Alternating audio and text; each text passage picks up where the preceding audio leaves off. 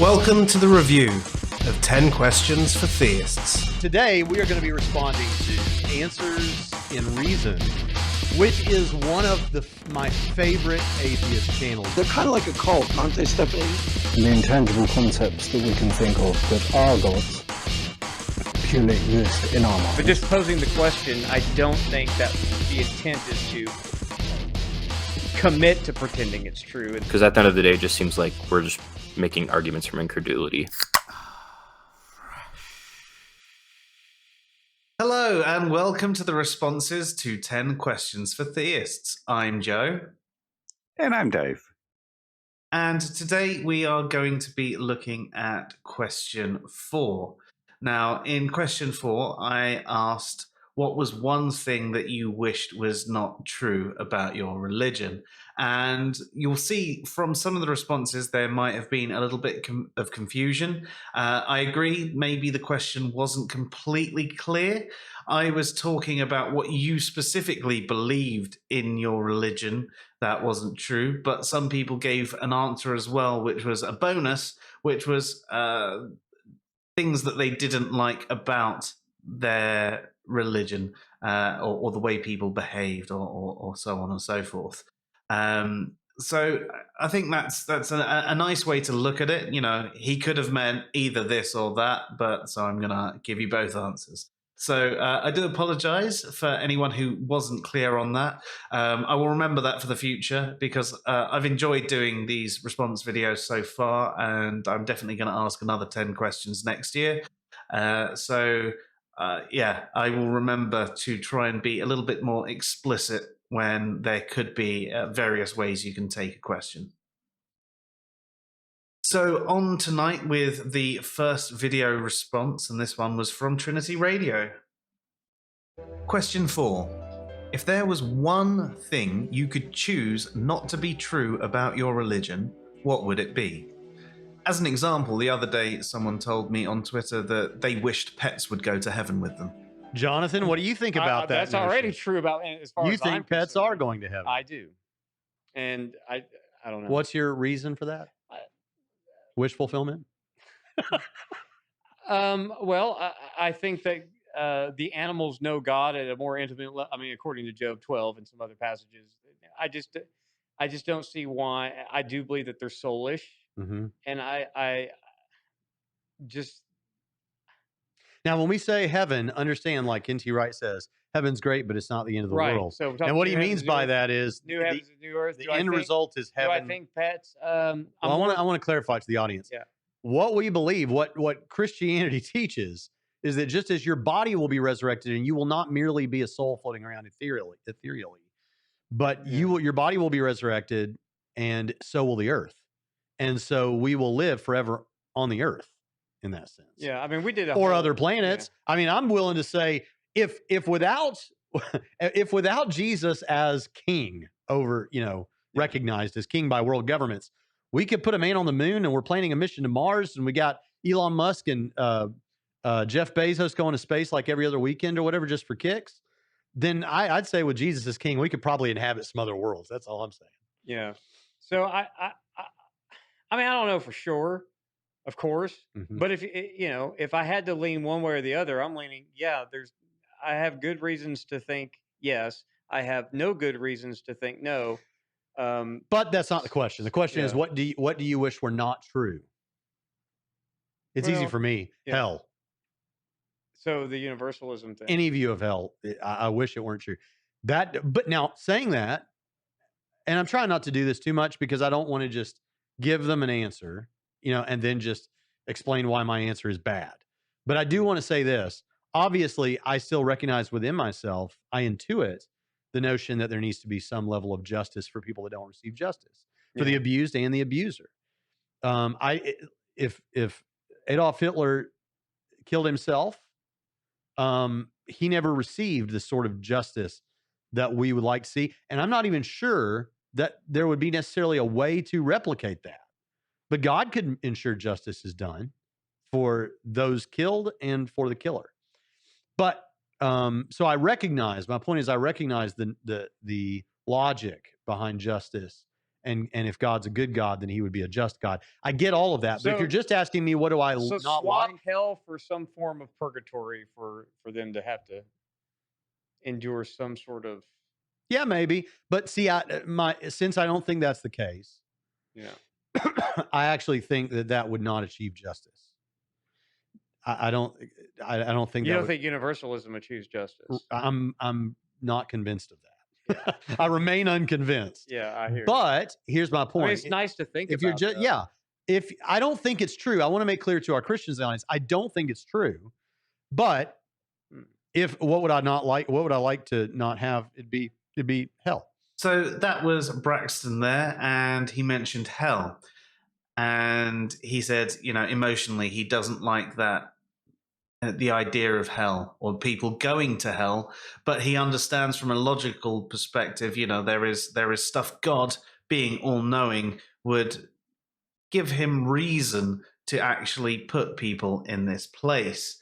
He also made a comment on justice where, if there wasn't a hell, then how would people actually get justice for the things that they've done? There are many people on this planet who do bad things and get away with them. And if there's no comeuppance anywhere, then, well, where does that come from? They've just got away with it. And unfortunately, that's one of the things that I agree with. I don't like that there are just some people who do get away with things, but I almost see this afterlife punishment in a well, at least they're going to be punished later sort of thing. At least I'm going to be rewarded later and they're going to be punished later. It's almost telling ourselves a nice story to, Oh, yeah. Although I do have one question for something like that.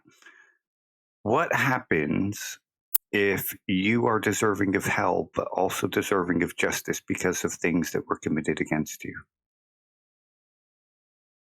Then surely both people would go to hell. Yeah, but then are you getting the justice that you deserve for what's happened to you? You're talking about a chain of events. Because of a chain of events that happened before you, you then ended up doing all these things that then meant you were deserving of hell. Sort of. But like if each instance of good where you're deserving of some kind of reward, or somebody's committed some crime against you and they haven't had their just desserts, but you've also done other things that land you in hell, where does your justice come from if you're being eternally consciously tormented? Yeah, I guess it would have to be a more universal justice than a personal one, wouldn't it? Yeah. Is your justice that the other person is getting punished, or as well? Yeah, well, that's the closest it would come, wouldn't it? The scales would be balanced somewhere in the universe rather than with you. Yeah, I don't know. I mean, I think there are a number of issues with hell, but then there's a number of different takes on hell as well. So it can actually be hard for us to fully really take on board what an individual thinks hell actually is, how it's going to operate, what it serves as, without having a deeper conversation with them on hell first. But yeah, I mean, in something of an instance like that, though, it basically boils down to justice is seeing somebody else suffering for what they've done to you. Yeah, and is suffering really justice? Yeah. Sounds closer to vengeance, really nasty vengeance. Yeah. Especially if it's eternal conscious torment. Yes. Now, there could be people who don't believe it's necessarily eternal. There's a... Oh, yeah. And there's plenty that don't. There's plenty that believe in annihilation or universalism But for something like eternal conscious torment, there seems to be that sort of tension, at least for me, that makes me think that it isn't properly justice. Although Braxton brings up a good point, like you say, that if God is this all-knowing being and perfectly wise, then he knows why the people deserve these things and what kind of punishment they deserve. There's good reasons for the eternal conscious torment. Yeah. I mean, I suppose it does seem like an excuse, but again, I would have to concede that if there was actually an eternal, all-knowing being, they would know a hell of a lot more than me. I mean, most people do anyway, but something that absolutely knows everything would definitely know more than me. So they might know exactly what level of justice they would be receiving in hell. Is it just like a permanently eternal itchy eye for some crimes? It'd be being sent back to Earth to live my life again. Okay, that's it. I'm converted to Christianity now. But no, I mean, I can understand his point, and I can see why people are against this idea of hell and eternal conscious torment. And to me, the fact that he's accepting it and has these arguments for it shows a kind of integrity, because even though he doesn't like the idea, he still accepts that it's just one of the things that is part of the religion. Yeah. But it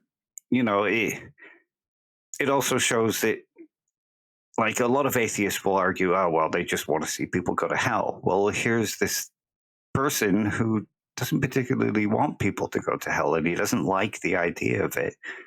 He just accepts it. Yeah, no, I'm completely with you there. And then that's why someone like Braxton would do apologetics, because he wants to save people from hell. Exactly. And it makes you understand why these people are doing these apologetics and do want to bring people into it, because they believe this and they want to save the people from this kind of suffering that they believe is going to happen to them. So I can have a kind of respect for that. Yeah, most definitely. Anyway, thank you for that, Braxton. And on with the next video for tonight, which is Andy Rants. And he was the secular theist, if you remember from the first video. Seeing as I don't hold to a religion, that's slightly difficult to answer. But there was one thing that I wish was not true about what I could quantify my religion to be, then it would be atheism. It would be that there is no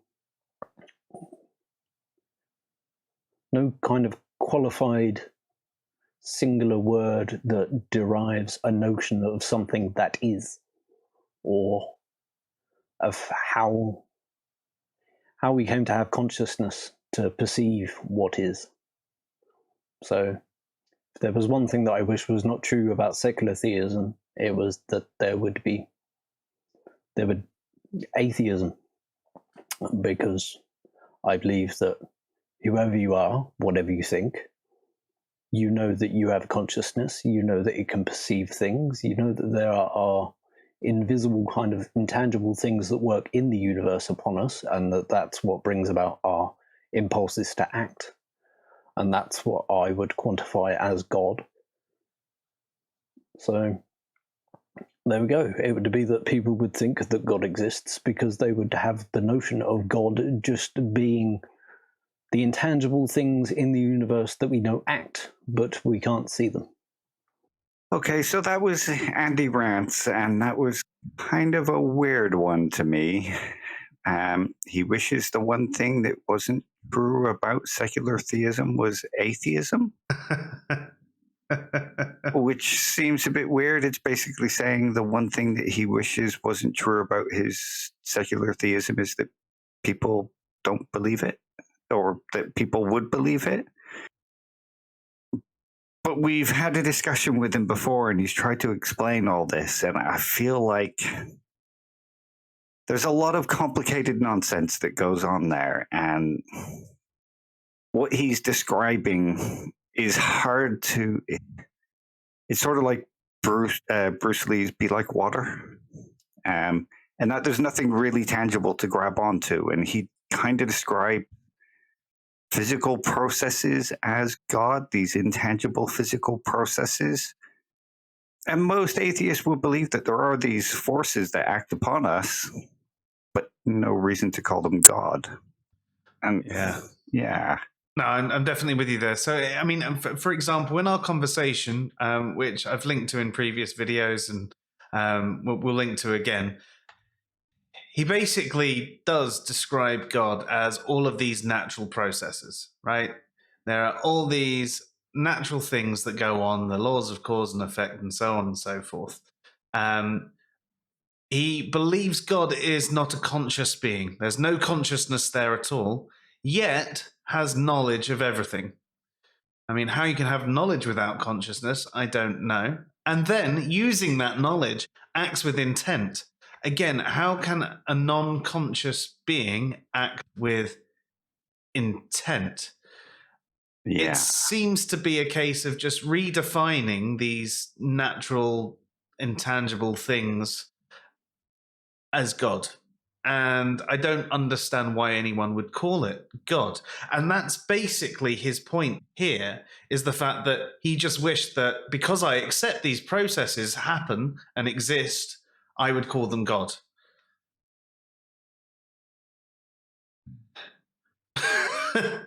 Like, right. Yeah. But what's the reason to call it God? For one, how can you have knowledge without consciousness? How can you have consciousness without a brain? There's so many ideas involved in what he says that you're just left going, I mean, Dave, think about some intangible natural processes right now that would probably fit the characteristics of God in his paradigm. Gravity. Yeah, that's a good one. Yeah, gravity counts as God or part of God. God keeps us on the face of the earth. And there I was just thinking Earth sucked. Yeah. But yeah, this is a confused one to me. And I mean, to some extent, I feel like it's basically just somebody saying, the one thing I wish wasn't true about what I believed is that people doubt me. It was very much the case of that. Well, the funny thing there, though, is a lot of theists, who are, as in religious theists, have strong doubts for secular theism as well. Like more so, I mean, I know they've got doubts for any religion that isn't their own, but there were comments within the first video that we put out. We didn't, really address any of the comments in it, but people were saying things about, I don't understand what you would mean by secular theism, or the thing about secular theism, they're not actually building on anything, they're just making ideas up themselves. Now, of course, someone could argue, well, how did your religion come about, and so on and so forth, and they'd have an answer. Well, obviously God came and spoke to them. But what they're saying is a lot of secular theists have no real foundation for what they believe. Yet still, when I have spoken to a secular theist, in most instances, they do tend to lean to some sort of God of classical theism. Oh, yeah. And Andy's was definitely very different. And it was interesting because it was different. It was just very, very confused and confusing. And maybe there was a language barrier there. You're talking about terms. When someone talks to me about knowledge, I think about various different theories of knowledge, or I think about how people have used the word know in ways to describe things that aren't actually knowledge, but things that they're aware of, or a data set, or information, or something like that. But I can think of a number of different ways someone is using knowledge, and in all instances, it requires a brain to process. So to describe knowledge in a way that there is no consciousness there, no awareness of what's been known. It makes no sense to me. And then then act with intent on that knowledge. And again, we're coming down the layer, and it's sort of similar objections to the ones I've just made. And yeah, I can understand why there is some aversion to this line of thinking. And you know what? It could be me. It could be me who just doesn't understand it. But I think that from the conversation we had, I think Andy needs to go back and think on things and perhaps look into things like theories of knowledge and what it means to act with intent and so on and so forth. And then go, okay, what I was describing wasn't this, it was actually this, and use terminology that could perhaps fit better, because the ideas he was conveying didn't make sense to anyone other than him. And that is what I think, it's sort of like a sticking point. He could have actually been making sense, but he was using language to describe certain processes and tasks and whatever that actually meant other things to everyone else. And even though I'm aware of a number of different ways knowledge can be defined or the word know can be used, he's using it again in a different way, but couldn't describe what he meant by that. Yeah, I agree with what you're saying there. I mean, look at some of the stuff that I read, like Kant. Okay, and I can grasp what Kant says. And Kant is one of the hardest to read. But I can never get a grasp on exactly what Andy's trying to say. And I think that's my suggestion for Andy, is that he should think about the language that he uses. Using complicated language doesn't necessarily make an argument good or strong. Using complicated language in the right context can, but you should also be able to break that down into simple language for other people to understand. And if you can't do that, then maybe you're using language to obfuscate something that's empty. At least that's how it comes across. And to me, anyway, yeah. It very much does come across that way. I mean, the number of conversations Dave and I have where Dave puts things in really simplistic terms, and then I have to dumb it down even further just so that I can understand it, right? It's why I write the number of articles that I do, because I'm trying to get an understanding of, these concepts and the way some of the language is used. But also, once I finally learn, some of the complex terminology, it's then going, right, but it means this, and describing what I'm talking about is far more effective than talking about this thing, unless someone already knows about it. If I turn around to Dave and say fallibilism, he knows what I'm talking about, right? If I talk about coherence theory, I'm just picking up a couple of theories of knowledge. But to someone who doesn't understand these things, it would make far more sense for me to use the underlying content and then go, okay, well, just so you know, this can be called fallibilism or coherence theory. And then they'll get that understanding. And what you tend to do is use this overly complex language. And when questioned on what exactly you mean, it feels like you move on somewhere else and talk about something else in an overly complex way that doesn't necessarily relate to the thing that you've just said. So in regards to your secular theism, if you want there to be no atheists, I think you need to learn to be able to talk to the average person. I don't think being able to use complicated language makes you particularly clever. It might make you sound clever, but it doesn't necessarily make you particularly clever. I think being able to explain your ideas to a teenager shows a certain cleverness, But if you understand really, really complicated things and can explain them to a 5-year-old, that's when you know you're the dog's bollocks. Yeah. Yeah. And I'd love to get to that stage, but I have enough trouble explaining things to myself. I mean, here's a suggestion I can give. There's 2 YouTubers that I can suggest, or one YouTuber and one philosopher that I can suggest that Andy listens to. Hans-Jürgen Müller, Carefree Wandering. He breaks down the most complicated topics like Hegel and Kant into basically conversational language. And he's a joy to listen to because he's just, like he says, he's carefree with how he discusses it. He's not worried about coming across as looking really smart. He's worried about people understanding what he's saying. And think of somebody like Stephen Law, who is just so personable, so easy to understand, and yet he talks about these very complicated subjects. Be more like that and less like Peter Jordanson.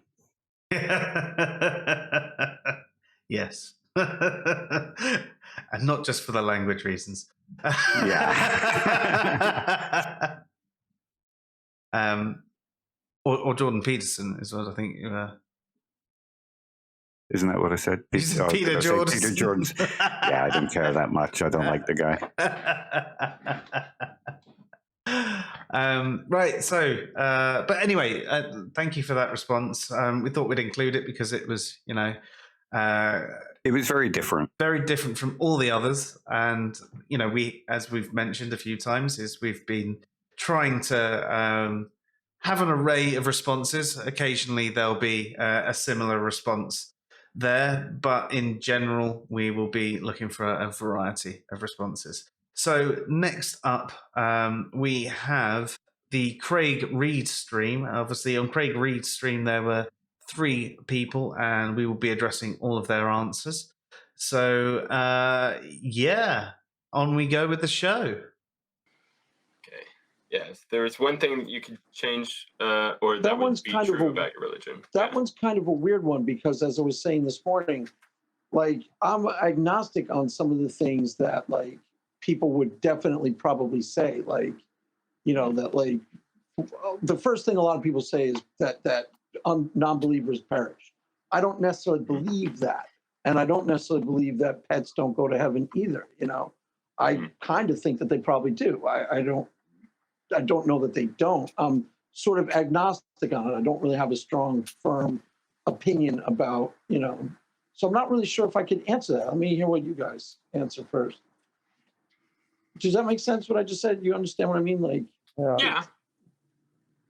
So like so what I would say is kind of in conjunction with that is like, I wish though that there wasn't this tradition of some of those unpleasant things. Like, I wish there wasn't a tradition of like this strong inerrancy about the Bible, or this eternal conscious torment view of hell. So I don't hold those views, but I recognize that a lot of Christians have and do, and including in Catholicism. So I wish that wasn't a strong tradition, even though I think they are debatable how to understand them and such. But it's true that there is a tradition of them. So I wish that. Yeah, that's a really good point. I kind of agree with that. I would think of it the same way.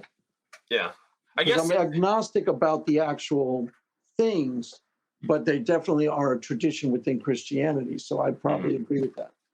Yeah. I guess there's a way in which you can answer where, like, there's all these historical facts about like what Christians have done, particularly like when they were in power, and how they treated like other Christians or non-Christians, that I wish that were not true. Like that would at least make being a Christian not as horrendous. So you wish there wasn't like a Spanish Inquisition?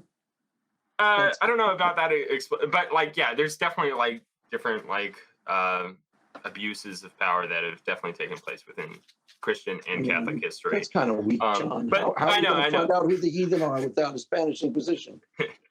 Fair.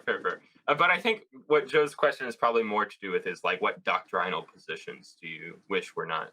Well, he's kind of asking it in a weird way, like we actually think that it's true of our belief, and we wish it were. Like God is going to punish the non-believer, and we wish he weren't, because we're nicer than God. But Well, I think so. It's open to how you interpret it. Like, yeah, I will say that like I wish that there was a better opening within, particularly the Catholic Church, in sort of welcoming in current non-believers.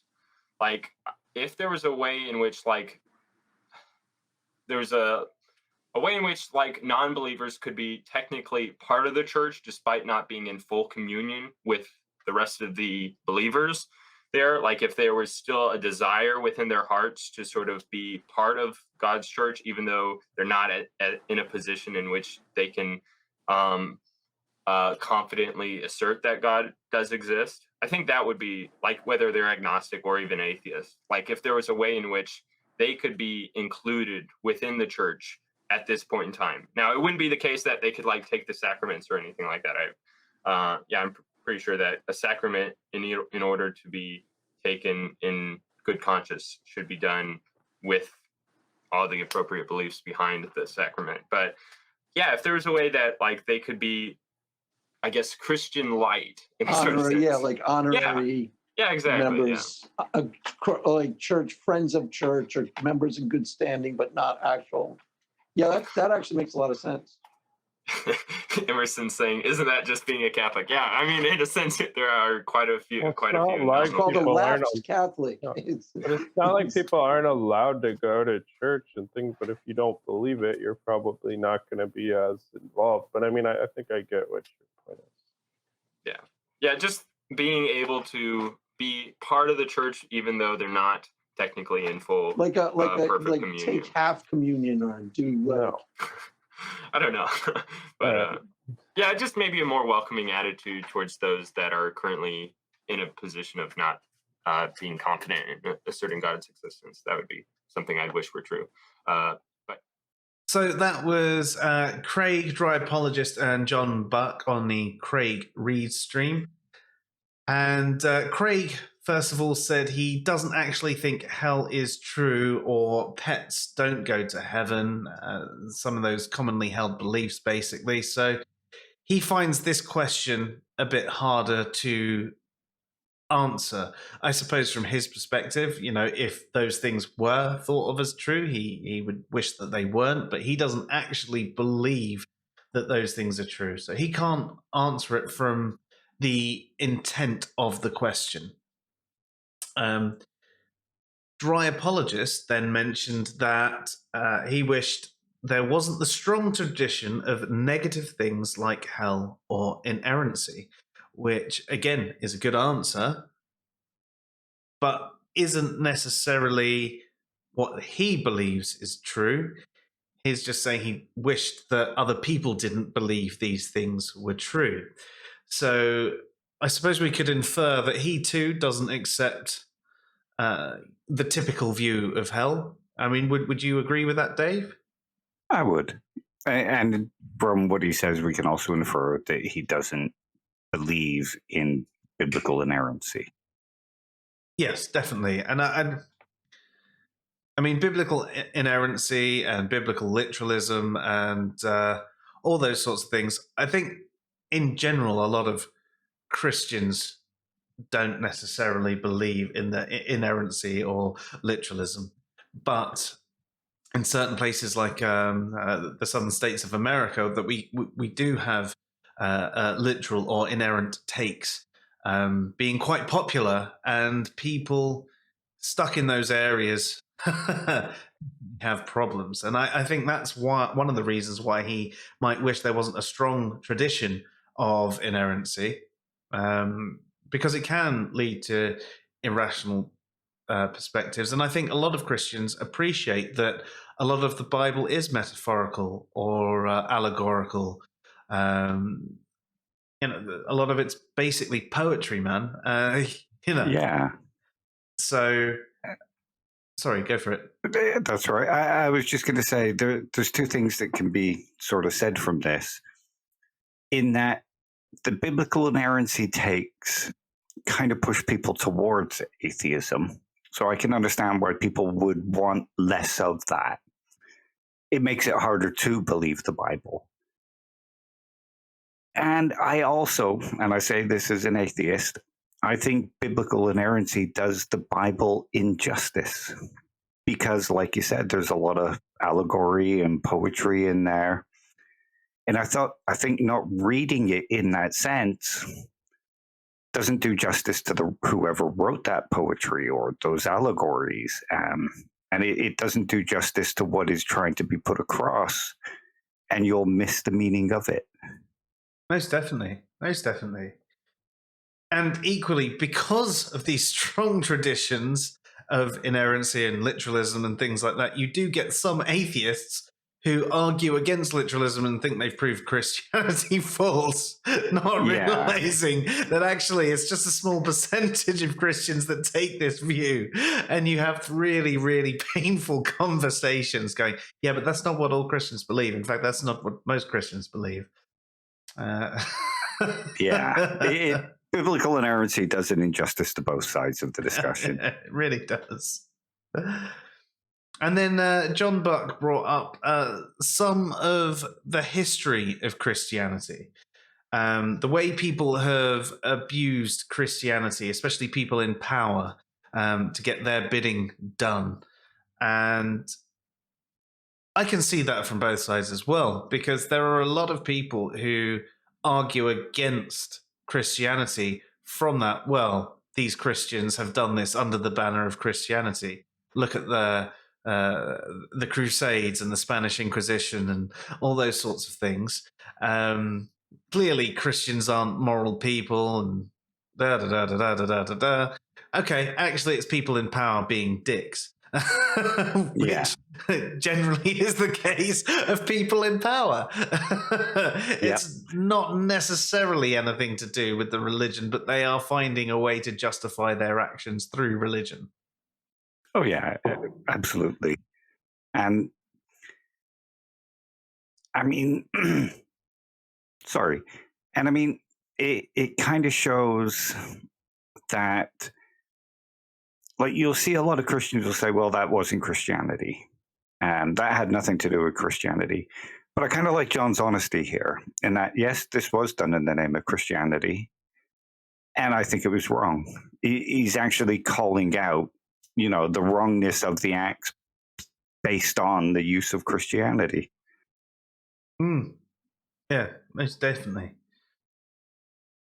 And he also mentioned that he wished the Catholic Church was more welcoming to non-believers as well. And I find that an interesting one, but I actually have a story of one time I was dragged. I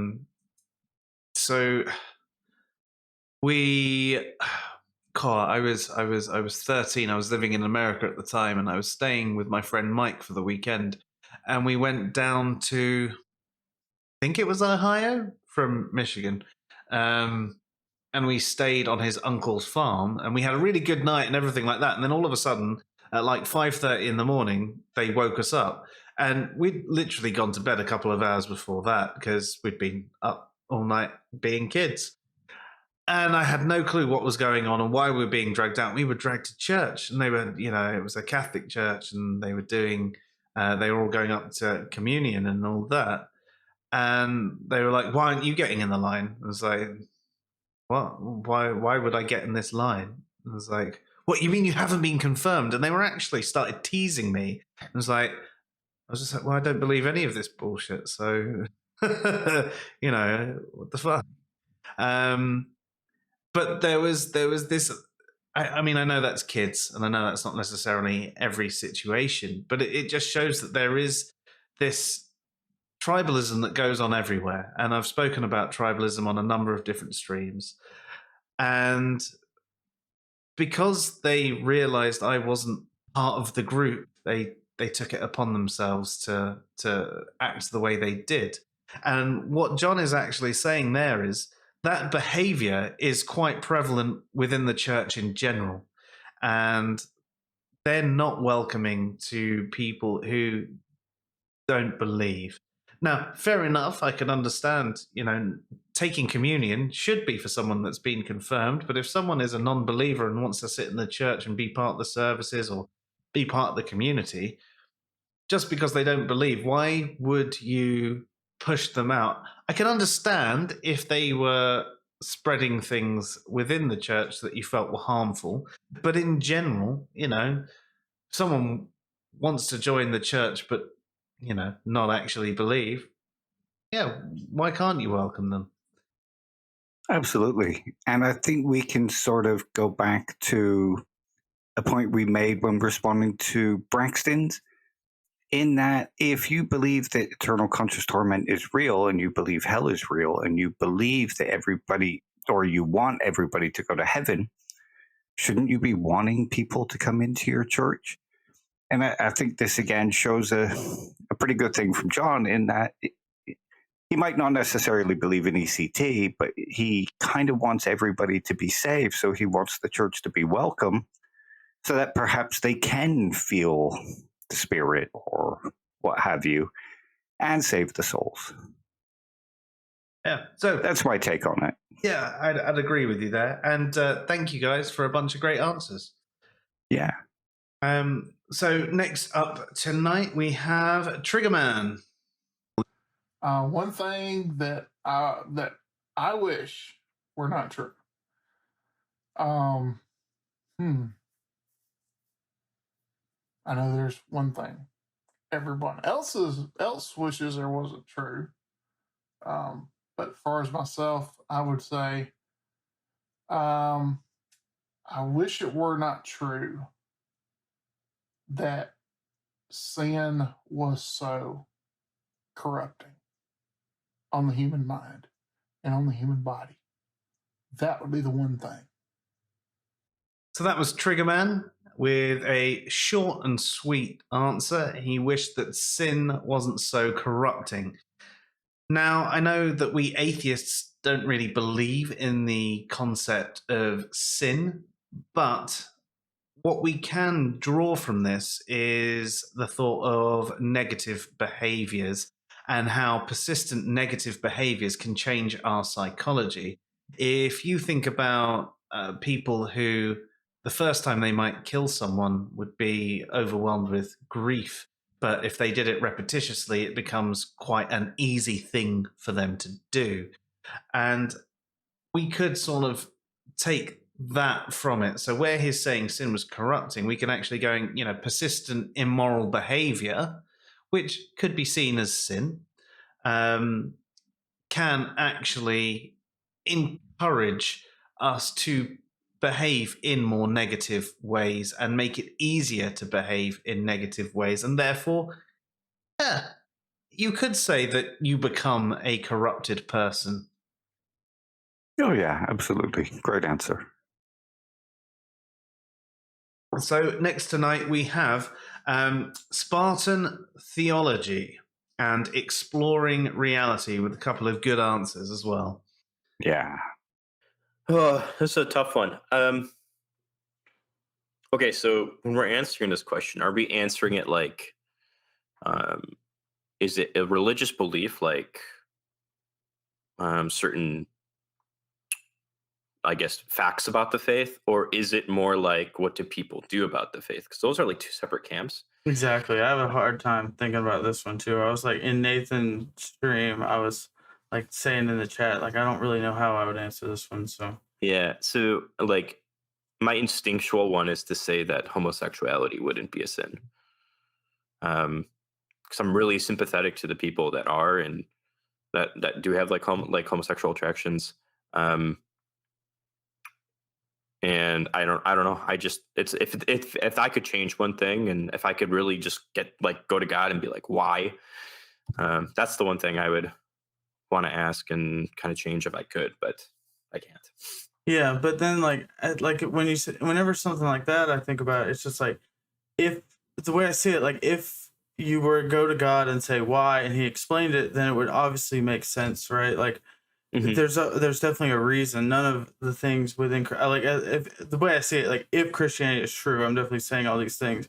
But if it is, then like there is a reason for everything. So it really doesn't make sense. Like wish it wasn't true, because like you would only be making things worse by changing it. Oh yeah, it's like that's why I have a hard time. But as far as like things, I mean, I guess the one answer I could come with was just like, why do we like even experience evil in this world at all? It seems obviously like there could be I mean, there's obviously like theodicies and responses and stuff, but it also seems like it would be pretty, you know, legit just to like be born in heaven or whatever, you know, that. But then like as that one's still the same, like there's obviously reasons for it. So I don't know. This one was a bit of a strange one. And that was Spartan Theology with Exploring Reality. And two really good answers. The first one from Exploring Reality is he kind of wishes homosexuality wasn't a sin.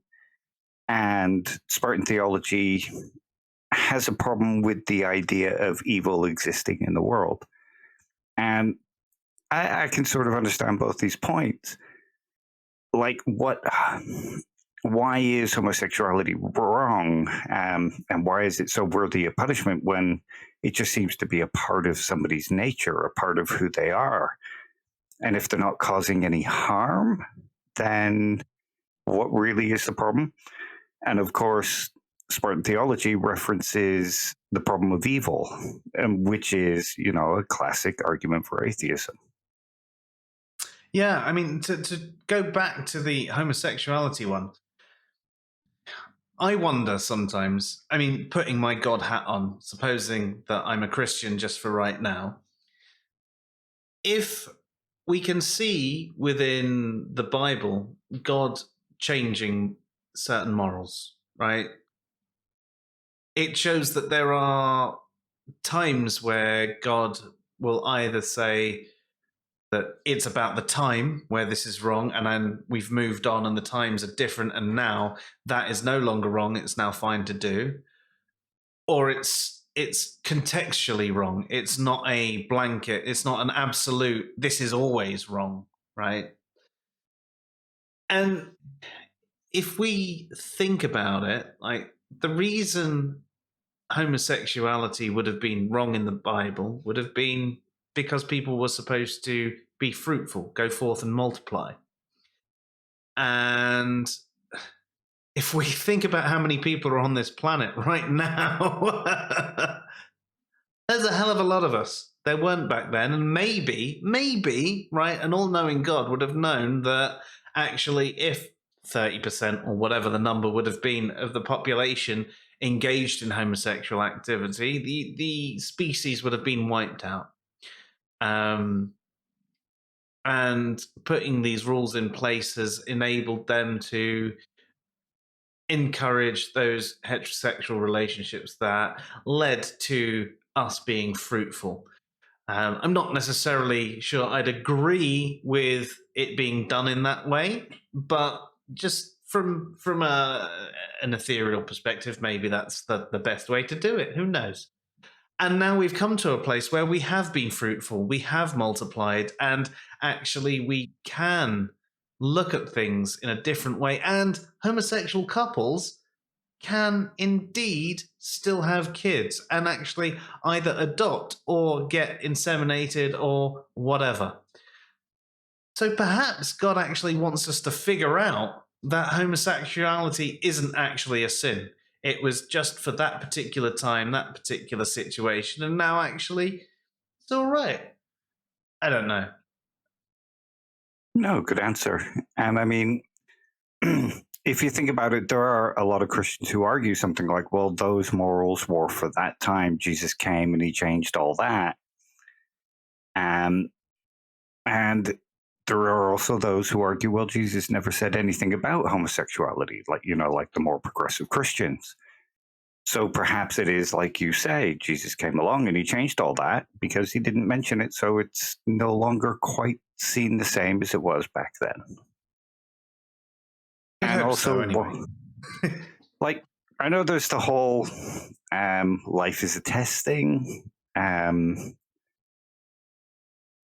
So you could argue, say, God is creating people homosexual to test them, but that feels like a very unfair test. So maybe it's not that they're being tested, maybe that's who they are. And Jesus said things like we should accept our neighbors and love our neighbors as ourselves. So maybe the test isn't for the homosexual, maybe the test is for the Christian to start being more loving and more accepting. That's one way I would see it. I'd definitely look at it that way too. Anyway, thank you, Exploring Reality, for giving us that to think on. And hopefully our response to you has given you something to think on. And if you want to discuss it more in the future, that'd be quite an interesting conversation. Yeah. So next we have our last video for the night, and that's from Yovanny. Hell. I believe in ECT, so eternal conscious torment. So I wish that would, at least the way you're framing it, is like what's something you believe is true, but you wish it wasn't to be the case, and that's hell. So ECT, like I believe in the C.S. Lewis view. So like those in hell are doing it because they are choosing to reject God, and therefore, if you put them in heaven, that'd be an even greater hell because they don't want to be with God. Therefore, it's better for them to stay in hell, and God's just complying with their will. There comes the issue, like, can they do that for all eternity? And that's hard, and I wish that wasn't true, to be honest. And that was Yovanny with Eternal Conscious Torment again. And this seems to be kind of a popular one, in that people accept that it's true, but there is something about it that bugs them. And again, it's understandable, and he probably thinks the same as Braxton, where if God is perfect and God is all-knowing, he has reasons for this, but he still has a problem when he thinks about that suffering.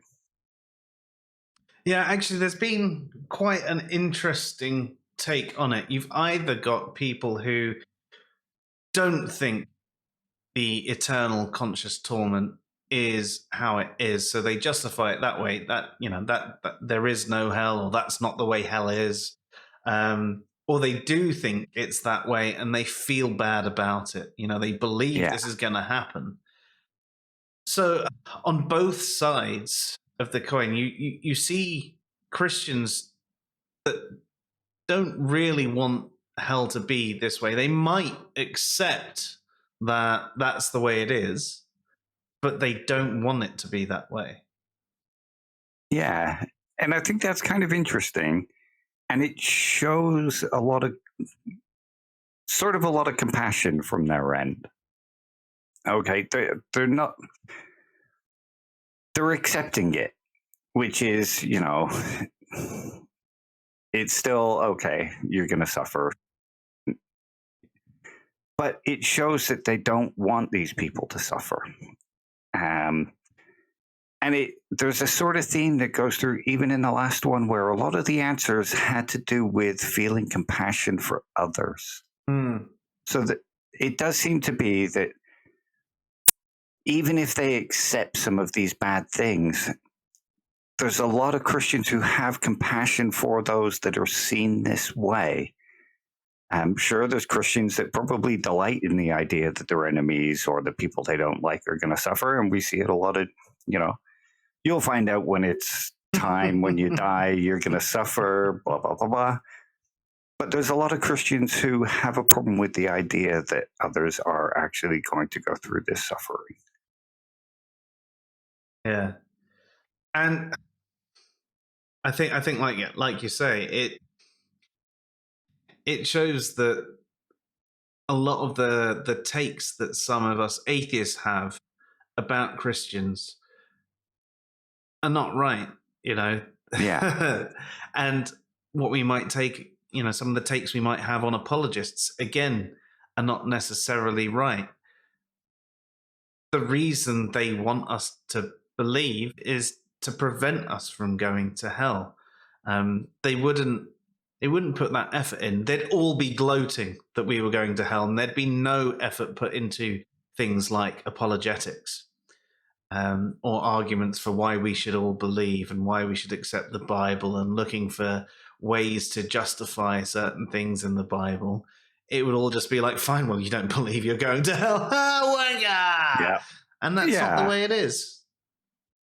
And I mean, I suppose one way you could look at it is this. Imagine you were camping and there was a bunch of you stood around the campfire and somebody tripped and was about to fall into the fire. Would you want to catch them before they fell in?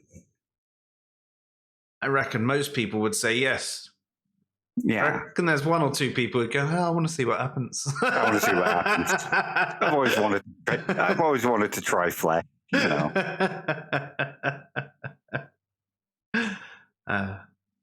Should come to Atheist Sunday School. We eat babies every morning.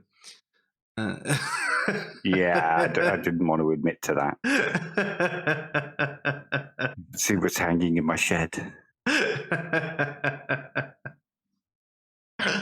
But interesting take, and obviously there is that theme going on there. And even when we moved away from the hell theme, there was generally a theme of how Christians might have treated others or might do things that gets them seen in negative ways. And with those things where it was Christians doing things that people might see in negative ways, it didn't seem like they were complaining for reasons of PR. You know, No. It wasn't just, oh, these Christians have made my religion look bad. It was a genuine sort of, I really wish these people hadn't have done these things because those things were wrong.